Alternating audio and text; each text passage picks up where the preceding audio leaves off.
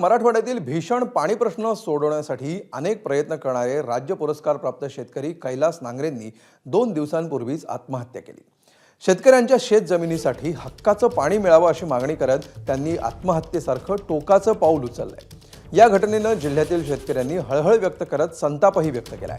अशातच आज मंत्री प्रतापराव जाधव आणि आमदार सुनील कायंदे यांनी नांगरे कुटुंबियांची सांत्वनपर भेट घेतली आणि याच वेळी कैलास नांगरेंच्या बहिणीनं मंत्र्यांना चांगलंच सुनावलं।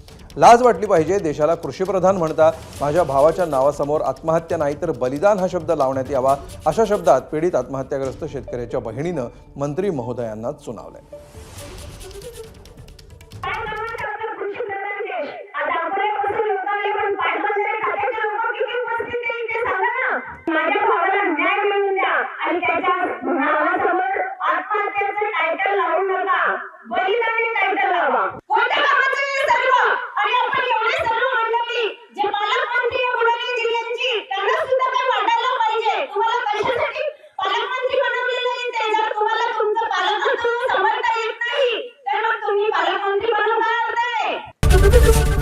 एबीपी माझा, उघडा डोळे बघा नीट।